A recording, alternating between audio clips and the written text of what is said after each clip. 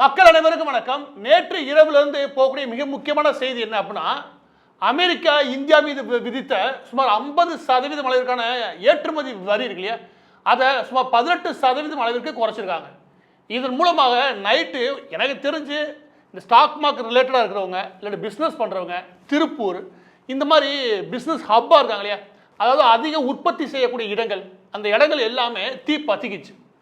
ஏன்னா இந்த ஒரு அறிவிப்புக்காக தான் ஏறக்குறைய 6-7 மாதங்களாக அவங்க காத்திருந்தாங்க. எனவே எல்லா பக்கமும் இதன் மீது ஒரு பெரிய மகிழ்ச்சி. நான் பொதுவாக என்ன சொல்லுவேன் அப்படின்னா, இப்படியான விஷயங்கள் சம்பந்தமே இல்லைனா கூட இளைஞர்கள் இந்த விஷயத்தில் தயவு செய்து சொல்கிறேன், உங்களுக்கு சம்பந்தமே இல்லைனா கூட இந்த மாதிரி விஷயங்கள் என்ன நடக்குது, என்னென்ன இதனால் பயன்பெறப்பாங்க, இதனுடைய பாதிப்பு என்ன, அதாவது இன்டர்நேஷனல் மூவ்மெண்ட்டாக நம்ம தெரிஞ்சுக்க வேண்டியது அவசியம். தெரிஞ்சுக்கிட்டா நமக்கு உண்மையிலே சொல்கிறேன், ஒரு ஆரோக்கியமான சிந்தனை ஒன்று உருவாகும். அது முக்கியமாக இளைஞர்களுக்கு. நேற்று பட்ஜெட் அறிவித்து முடிக்கும் போது 1000 புள்ளி சென்சஸில் குறைஞ்சிருச்சு. அதுக்கப்புறம் நிஃப்டியில் ஒரு 300 குறைஞ்சிருந்தாங்க. இன்னைக்கு 2200 ஏறிடுச்சு சென்செக்ஸில். இந்த பக்கம் நிஃப்டியில் ஒரு 700லேருந்து 800 பாயிண்ட் ஏறிடுச்சு. எனவே நேற்றோட இன்னைக்கு அடிச்சு பிடிச்சி டபுள் பக்கில் ஏறி இருக்கு. ஆனால் அதெல்லாம் கணக்கு நான் திரும்ப சொல்கிறேன். இதை பற்றி நான் முழுமையான விவரங்கள் பார்க்கறதுக்கு முன்னாடி முதலாவது ஒரு குற்றச்சாட்டுக்கு பதில் சொல்லிடுறேன். அது என்ன அப்படின்னா, ஒன்று இந்த மாதிரி அறிவிப்பு வந்துச்சுன்னு வச்சுக்கோங்க, மோடி சரண்டர் ஆகிட்டார். இல்லை அறிவிப்பு அவங்க 50% கூட்டம்னு வச்சுக்கவேன், பயந்துருச்சு மோடி அரசு. இது எப்படி வந்தாலும் இந்த மாதிரியான ஒரு விமர்சனத்தை உருவாக்கிடுவான்னு வச்சுக்கவேன். ஆனால் எனக்கு தெரிஞ்சு இந்த விவகாரத்தில் சரியாக பேசி முடிச்சிருக்காங்க நரேந்திர மோடி தலைமையான அரசு. ஏன் அப்படி சொல்லுவேன் அப்படின்னா, அது 18% குறைச்சதுனால கிடையாது. ஏன்னா ஏசியா முழுவதும் அவங்க ஓரளவுக்கு குறைச்சிருக்காங்க. ஆனால் நீங்கள் பக்கத்தில் இருக்கிற நாடுகள்லாம் கவனிச்சு வச்சுக்கேன், சைனா இன்னைக்கு 34%, வியட்நாம் 20%, பங்களாதேஷ் 20%, இந்தோனேஷியா 20%, பாகிஸ்தான் 19%. நம்ம இதில் பாகிஸ்தான் பெரிய நம்மளுடைய போட்டியாளர் கிடையாது. சைனா போட்டியாளர், இதோட போட்டு வியட்நாம். ஆனால் நமக்கு சைனா மிக முக்கியமான போட்டியாளர். அவங்களுக்கு 34% இருக்கும்போது ஒரு நாட்டிலேருந்து தான் 34%, இன்னொரு நாட்டிலேருந்து 18% வச்சுக்கோங்க. நிச்சயமாக வரி குறைவாக இருக்கக்கூடிய நாட்டு இல்லையா, அந்த நாட்டில் இருந்து தான் அதை இறக்குமதி செய்யறதுக்கு எந்த ஒரு நபரும் விரும்புவார். சரியா? அந்த வகையில் இந்த 18% மட்டும் கிடையாது, பக்கத்தில் கூட ஏசிய நாடுகளை விட இந்தியாவுக்கு மிக குறைவானது. முக்கியமாக நம்முடைய போட்டியாளர்களுடைய சீனாவோட நமக்கு மிக மிக குறைவு. அந்த வகையில் இந்த டீலை பொறுத்த வரைக்கும் மோடி தமிழ் அரசு பிரமாதமாக பண்ணியிருக்காங்க. அதுதான் டாக்ஸை குறைச்சிட்டாங்கிறது கிடையாது. இந்த விஷயம் தான் மார்க்கெட்டில் பெரிய அளவில் நல்ல செய்தி. இப்போ இது டெக்ஸ்டைல் இண்டஸ்ட்ரியில் ஆரம்பித்து, அதுக்கப்புறம் மருந்து தயாரிக்கிறத தொட்டு இன்ஜினியரிங் டிபார்ட்மெண்ட்டில் ஆரம்பித்து எல்லா துறைகளும் எப்படியான விஷயங்களை இது பாதிப்பு உருவாக்கும், இது முக்கியமாக எந்தெந்த துறைகளுக்கு நல்ல செய்தி, அதை தாண்டி நம்ம தெரிஞ்சுக்க வேண்டிய விஷயம். இதை பற்றி பார்க்கறதுக்கு முன்னாடி நாடு இந்த மாதிரி நடவடிக்கைகள் எடுக்கிற மூலமாக நாட்டின் வளர்ச்சி, இன்னொரு பக்கத்தில் ஒரு ஸ்டெபிலிட்டி, அதாவது பொருளாதார நிலைத்தன்மை, இதையெல்லாம் கவனத்தில் எடுக்கும்போது அது மக்களுக்கு பயன்பெறும் வகையாக உருவாக்கக்கூடிய திட்டங்கள் இருக்கு இல்லையா, அதன் வழியாக ஒரு விழிப்புணர்வு நமக்கு தேவை. ஒரு எடுத்துக்காட்டுக்கு சொல்கிறேன் கேளுங்க. போன ஆண்டு ஜிஎஸ்டியை மொத்தமாக இன்சூரன்ஸ் இருக்கு இல்லையா, அது ஒட்டு மொத்தமாக எடுத்து விட்டாங்க. இதன் மூலமாக இன்சூரன்ஸ் எடுக்கிறதுக்கான வாய்ப்புகளை எல்லா தரப்புக்கும் உருவாக்குனாங்க. ஆனால் என்ன பிரச்சனை நடக்குது நம்ம ஊரை பொறுத்த வரைக்கும், இன்சூரன்ஸ் எடுக்கிறது ஒரு வேஸ்ட் மணி. அது வந்து நோய் வரும்போது எடுத்துக்கலாம்ப்பா, இப்படியான போக்கு தான் அதிகமாக இருக்கும்னா அந்த முயற்சி எடுத்துக்கிற அரசு இருக்கு இல்லையா, அதனுடைய போதிய விழிப்புணர்வு மக்களுக்கு வரலன்றது அர்த்தம். எதிர்பாராத விதமாக நோய்வாய்ப்படும் போது தான் இந்த இன்சூரன்ஸ் செக்டரை பற்றியே யோசிப்போம். அது வரைக்கும் யோசிக்கிறதே கிடையாது. அந்த எதிர்பாராத வர விஷயங்களுக்கு அது ஒட்டுமொத்தமாக சேவிங்கை தூக்கிட்டு போயிடும்.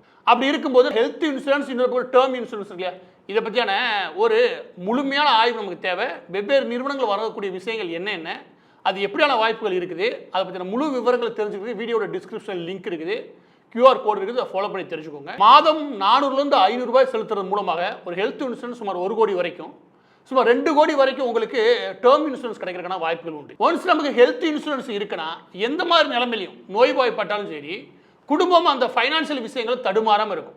இன்னொரு பக்கம் டேர்ம் இன்சூரன்ஸை பொறுத்த வரைக்கும் நமக்கு எதிர்பாராத மரணங்களை சந்திக்கிறோம் அப்படின்னு வச்சுக்கோங்க, நமக்கு அப்புறம் நம்ம குடும்பம் இந்த ஃபைனான்சியலாக பொருளாதார தடுமாறிடக்கூடாது அப்படின்ற அளவில் ஒரு டேர்ம் இன்சூரன்ஸ் 2 கோடி வரைக்கும் நம்மளோட குடும்பத்தை தாங்கி பிடிக்கும்னா அது புத்திசாலித்தனமான நடவடிக்கை கேட்டால். தற்போதைய நிலைமையில் இந்த ஹெல்த் இன்சூரன்ஸ் சுமார் 25% அளவுக்கு டிஸ்கவுண்ட்லையும், இந்த டேர்ம் இன்சூரன்ஸ் இருக்குல்ல அது 15% அளவுக்கு டிஸ்கவுண்ட்லையும் கிடைக்குது. என்ஆர்ஐ பொறுத்த வரைக்கும் இந்த 2 விஷயத்திலுமே வேறு எந்த நாட்டையும் விட இந்தியா மிக மிக குறைவு.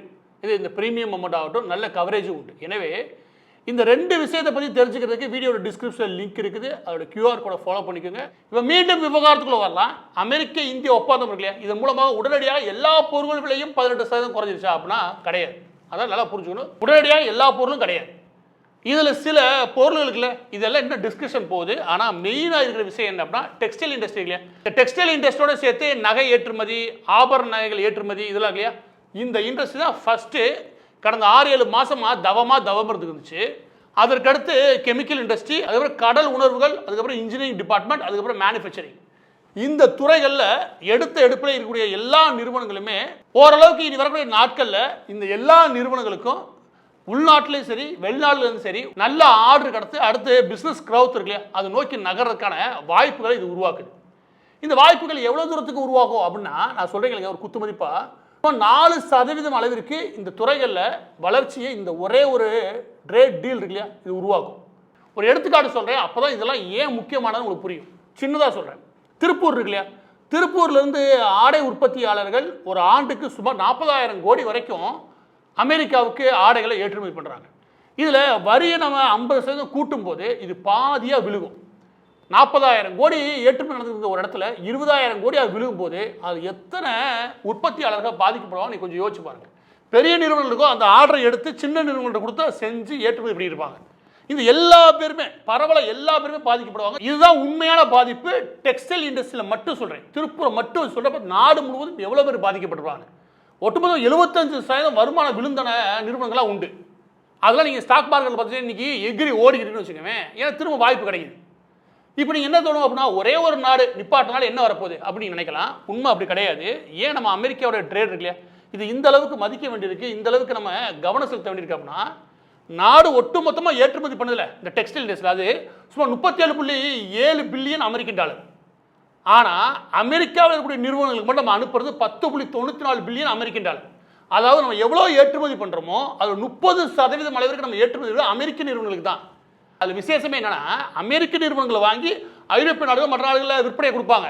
அவங்க ட்ரேடிங்கில் பயணமாக இருக்கான்னு வச்சுக்கோங்க, அவங்களே வாங்கி எல்லாத்தையும் பயன்படுத்துறது கிடையாது. ஆனால் அமெரிக்காவை நோக்கி தான் எல்லா சந்தையும் நகருது. அதனால தான் இவ்வளோ ஆடைகள் உற்பத்தி பண்ணி அதில் 30% ஒரே ஒரு நாட்டுக்கு அனுப்புகிறோம்னா அந்த நாட்டு மக்கள்லாம் வாங்குறது கிடையாது, அந்த நாட்டு மக்கள் வாங்குறான்றது உண்மை. ஆனால் அதையும் தாண்டி அங்கே ட்ரேடும் உண்டு. எனவே ஒரே ஒரு டெக்ஸ்டைல் இண்டஸ்ட்ரி ட்ரம்ப் 50% கூட்டும் போது பாதியாக விழுகுதுன்னா இந்த எல்லா செக்டாருமே விழுந்துச்சு. இப்போ இது கூட பல்லாயிரக்கணக்கான நிறுவனங்களுக்குல இது எல்லாத்துக்குமே இப்போ சுவாச காற்று கிடைச்ச மாதிரி எந்திரிச்சு ஓட ஆரம்பிச்சுன்னு வச்சுக்கோங்க. எனவே இது 4% வரைக்கு நாட்டின் உள்நாட்டு உற்பத்தி இருக்குல்ல அதை கூட்டுறதுக்கு வல்லது. இதில் கவனிக்க வேண்டியது உடனே சாஃப்ட்வேர் இண்டஸ்ட்ரீஸ், சில சர்வீஸ் செக்டாரு, அப்புறம் டிஜிட்டல் ட்ரேடு. இந்த சாஃப்ட்வேர் இண்டஸ்ட்ரியில் இருக்கு இல்லையா, இதுக்கெல்லாம் பெரிய அளவில் இன்னும் பேச்சுவார்த்தைகள் முடியல. இது H1 வீசா பிரச்சனையில் ஆரம்பிச்சு டேட்டாவை எங்கே வைக்கிறது, இந்த லோக்கலைசேஷன் இருக்கு இல்லையா, அது அவன் நாட்டில் வைக்கிறதா இந்த நாட்டில் வைக்கிற ஒரு பெரிய பஞ்சாயத்து ஒன்று போயிருக்குது. அதுக்கெல்லாம் இன்னும் தெளிவான ஒரு உடன்படிக்கைக்குள்ள வரல. எடுத்து இந்த செக்டார் மட்டும்தான் பொழைக்குது. இதுக்கெல்லாம் இன்னும் ஒரு தெளிவான பேச்சுவார்த்தை இன்னும் முடியலை. எனவே தான் சொல்கிறேன், எல்லா பொருளுக்கும் 18% வந்து நிற்கலை, இன்னும் பேச்சுவார்த்தை முழுமையாக முடியலை. ஆனால் இந்த நிறுவனங்கள் உடனடியாக அமலுக்கு வருது. அடுத்து மிக முக்கியமான குற்றச்சாட்டு ஒன்று இருக்குது. அது என்ன அப்படின்னா, இல்லை நரேந்திர மோடி என்ன பண்ணுறாருன்னா, முதல் முறை அமெரிக்காட்டிருந்து வாங்கிக்கிறோம் அப்படின்னு சொல்லி பேச்சுவார்த்தை நடத்திருக்காரு. அதில் விவசாய பொருளெல்லாம் வாங்குறாருப்பா அப்படின்னாங்க. ஒரு உண்மையை புரிஞ்சுக்கணும், நமக்கு 500 பில்லியன் அமெரிக்கன் டாலருக்கான அளவுக்கு நமக்கு இறக்குமதி பண்ணுற ஒரு விஷயம் இருக்கு இல்லையா, இதை அச்சீவ் பண்ணுறதுக்கு பெரிய விஷயமே கிடையாது. நீங்கள் வெறும் ஆயில் இருக்கு இல்லையா, கச்சா எண்ணெய், அதை வாங்கினாலே வேலை முடிஞ்சு போச்சு. வெனிசுலாவை கைப்பற்றிருக்கானுங்க யார், அமெரிக்கா. வெனிசுலாவை நுழைய போகிறது எப்படியும் அமெரிக்க ஆயில் நிறுவனங்கள் தான். அதுகிட்ட வாங்கணும்னு வச்சுக்கவேன் 500 அதையும் தாண்டலாம் வச்சுக்கவேன். ஏன்னா அந்தளவுக்கு ஆயில் தேவை இருக்குது, கச்சா எண்ணெயோட தேவை இருக்குது. இப்போயே நீங்கள் ரஷ்யா பிற நாடுகளை தாண்டி அமெரிக்காட்டிருந்து 5 பில்லியன் அளவுக்கு நம்ம வாங்கிட்டு தான் இருக்கோம். மற்ற நாடுகள் நிப்பாட்டின்னு வச்சுக்கவே, இதை கூட்டுனா வெனிசுலாவை கூட்டினா இன்னும் நல்லதாக போச்சு. வெனிசுலாவை கூட்டின்னு வச்சுக்கவே இன்னும் வேகமாக இது எகிருன்னு வச்சுக்கவே. இதை அச்சீவ் பண்ணுறதுல ஒரு விஷயமே கிடையாது. ஆல்ரெடி 5 பில்லியன் வாங்கியிருக்கோம். அதுக்கப்புறம் டிஃபென்ஸ் செக்டார், அப்புறம் ஏரோஸ்பேஸ், இதை பொறுத்த வரைக்கும் நம்ம ஆல்ரெடி 45 பில்லியன் வாங்கிட்டு இருக்கோம். இதனுடைய பெரும்பாலான விமானங்கள் எங்கே உற்பத்தியாக இருக்கும், ஒன்று ஏர்பஸ்ஸாக இருக்கும், இன்னொரு போயிங்காக இருக்கும். இதை தவிர நாட்டுக்கு தேவையான உதிரி பாகங்கள் இருக்கு இல்லையா, அந்த விமானங்கள் மற்றும் ராணுவத்துக்கு விமானங்கள், இதோட உதிரி பாகங்கள், அதுக்கு தேவையான சென்சார், ரேடார், ஏகப்பட்ட விஷயங்கள் நம்ம வாங்குறது இந்த ஏரோஸ்பேஸில் மட்டும் அதிகமாக அமெரிக்காட்ட. அது 45 பில்லியன் ஆல்ரெடி இருக்குது. இதில் டெலிகாம் செக்டாரும் ஃபார்மா உள்ள வராங்க. மெடிக்கல் செக்டாரை பொறுத்த வரைக்கும் எது, இந்த மருந்து உற்பத்தியை பொறுத்த வரைக்கும் இன்றைக்கும் அமெரிக்காவையே ஆள்றது இந்தியா தான். ஏன்னா இங்கே தான் உற்பத்தி களமே இருக்குது. உலக நாடுகளுக்கு சப்ளை கொடுக்க முடியும், அவ்வளோ பெரிய உற்பத்தி திறன் இருக்கிறது இந்தியா தான். இந்த செக்டாரில் செலக்டிவாக இருக்கக்கூடிய சில விஷயங்கள் மட்டும் இங்கே உள்ள வர முடியும் வச்சுக்கோங்க. கடைசி அக்ரிகல்ச்சர், அதாவது விவசாயம். விவசாயத்தை உள்ள அனுமதிச்சிட்டாரு. விவசாயத்தை அனுமதிச்சு அங்கே இருக்கிற வெண்டைக்காய், கேரட்லாம் கொண்டு வந்து நம்ம ஊரில் வச்சு விற்கிறது கிடையாது. நம்ம விவசாயிலாம் பாதிக்கப்பட்டுருவாங்க. அப்படி கிடையாது, நம்ம நடக்கிறக்கான வாய்ப்பே கிடையாது. எப்படி அங்கேருந்து உற்பத்தி பண்ணி இங்கே கொண்டு வந்து நம்ம ஊரில் ஒரு லோக்கல் சந்தையில் வந்து அங்கே இருக்கக்கூடிய கேரட்டை விற்க போகிறாங்களா, எதையாவது பேசுறது உண்மை என்ன அப்படின்னா அவங்க ஆல்ரெடி ஒரு 2 பில்லியன் அளவிற்கு இங்கே ஏற்றுமதி பண்ணுறாங்க. சோயா பீன்ஸ்க்கான ஆயில், இந்த பாதாம் பிஸ்தா சம்மந்தப்பட்டது, இதையெல்லாம் ஆல்ரெடி வருது. எனவே இதை கொண்டு வந்து இங்கே விற்க முடியுமே தவிர அங்கேருந்து வெண்டைக்காய் தூக்கிட்டு வந்து இங்கேருந்து கேரட்டை தூக்கிட்டு வந்து இங்கே விற்க முடியாது.